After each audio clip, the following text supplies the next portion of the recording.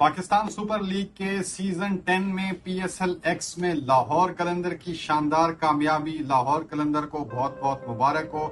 लाहौर कलंदर की टीम हमें आज भी याद है, जब 2016 में पाकिस्तान सुपर लीग का आगाज हुआ था तो उस वक्त टीम के जो ओनर होते थे फवाद राना, वो बहुत ज्यादा एक्साइटेड दिखाई देते थे और तमाम ओनर्स में सबसे ज्यादा जो जोशो खरोश और वलवला अंगेजी फवाद राना के अंदर दिखाई देती थी। दीगर ओनर्स के अंदर, दीगर टीम मालिकान के अंदर वो चीज कम ही नजर आती थी। मगर फवाद राना के तमाम जोशो वलवले के बावजूद लाहौर कलंदर की टीम जो है अक्सर औकात टेबल पे आखिर पे ही फिनिश करती थी और फवाद राना साहब जो है बहुत ही मायूस दिखाई देते थे और कहते थे, बरमला इजहार करते थे कि मैं खुश नहीं हूँ, हमारी टीम और बेहतर कर सकती थी। मगर हर मर्तबा उनके रास्ते में कोई ना कोई रुकावट आ जाती थी, कुछ ना कुछ मसला, कोई ना कोई पंगे उनकी टीम के साथ चलते रहते थे। सीजन 1 में उनके पास मुस्तफिजुर रहमान और यासिर शाह की खिदमत नहीं थी, इंजर्ड हो गए थे। सीजन 2 में भी उनके साथ मसले मसाइल रहे, हालांकि ब्रेंडन मैकलम को वो लेकर आ गए। सीजन 2 और 3 में ब्रेंडन मैकलम भी उस टीम को इंस्पायर नहीं कर सके। फिर एबी डिविलियर्स सीजन 4 के अंदर आए, एबी डिविलियर्स भी जो है उस टीम को इंस्पायर नहीं कर सके। हालांकि 3 मैच जीते एबी डिविलियर के होते हुए लाहौर कलंदर ने, मगर उसके अलावा एबी डिविलियर आधे में चले गए, आधी सीरीज में चले गए, तो उसके बाद लाहौर कलंदर जो है मुकाबले नहीं जीत सकी। सीजन 5 में अलबत्ता लाहौर कलंदर ने शानदार कामयाबी का मुजाहरा करते हुए फाइनल तक जगह बनाई, फाइनल में पहुंच गई अचानक से सबको हैरान करते हुए, मगर फाइनल में कराची किंग्स से हार गई। सीजन 6 में फिर एक मरतबा लाहौर कलंदर को नाकामियों का सामना करना पड़ा। सीजन 7 में अलबत्ता सीजन 8 में, सीजन 7 में, सीजन 8 में, ये दोनों साल लाहौर कलंदर ने शानदार परफॉर्मेंस का मुजाहरा करते हुए ट्रॉफी जीती। साल 2023 में सीजन 8 में तो लाहौर कलंदर बेस्ट टीम थी और शुरू से लेकर एंड तक उनका स्क्वाड बेस्ट था, खिलाड़ी बेहतरीन फॉर्म में थे और बहुत ही उन्होंने शानदार खेल का मुजाहरा किया। सीजन 9 में थोड़ी उनके लिए परेशानियां रहीं, वो बहुत ज्यादा मायूस दिखाई दिए। अलबत्ता सीजन 10 में एक मरतबा फिर उन्होंने ट्रॉफी उठा ली। तो शाहीन अफरीदी ने 3 ट्रॉफियां उठाई हैं 4 सालों में। खैर पीएसएल खत्म हो चुकी, पाकिस्तान बांग्लादेश की सीरीज जारी है, लेकिन एक कंट्रोवर्सी उठ के आ गई है कि मोहम्मद नईम, लाहौर कलंदर के मोहम्मद नईम जिनकी उम्र 26 साल है, एतराज होने लगा है कि मोहम्मद नईम इमर्जिंग कैटेगरी में कैसे खेल गए। इमर्जिंग कैटेगरी के लिए तो 23 साल के उम्र की शर्त होती है।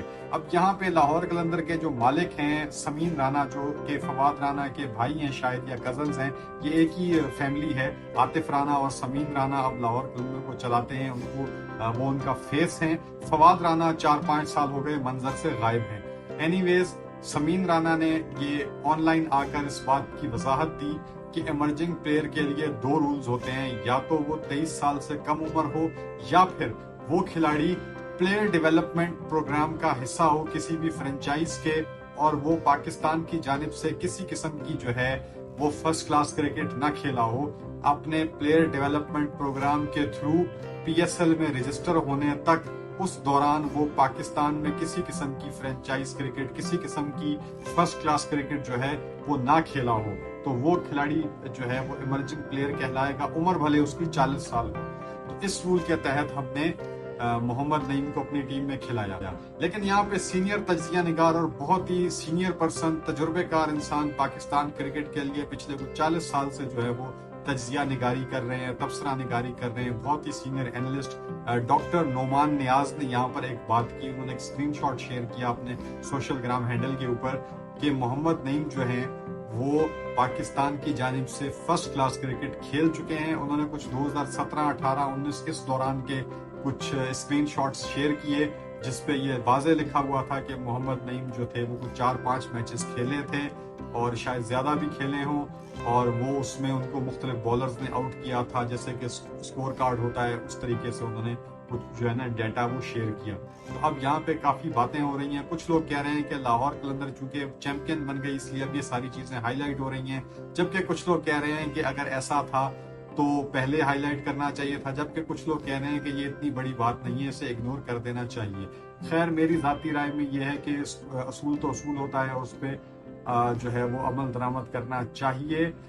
लेकिन अब जो होना था वो हो चुका, अब इस मामले को ज्यादा खींचने की जरूरत नहीं है। अलबत्ता मैं चाहूंगा कि लाहौर कलंदर के ऑनर्स इस बात का आ जाएं और एक्सप्लेन कर दें कि जी हाँ कुछ मैचेस उन्होंने फर्स्ट क्लास के खेल लिए थे मगर वो हमारे इल्म में नहीं था, प्लेयर ने शायद बताया ना हो हमें, या वो शायद इतने इंपॉर्टेंट मैचेस नहीं थे, तो अब उन चंद मैचेस खेलने की बेसिस पे आप एक यंगस्टर का, टैलेंटेड यंगस्टर को कंट्रोवर्सी का हिस्सा ना बनाएं। तो मेरा ख्याल से इस बात को रफा दफा कर देना चाहिए।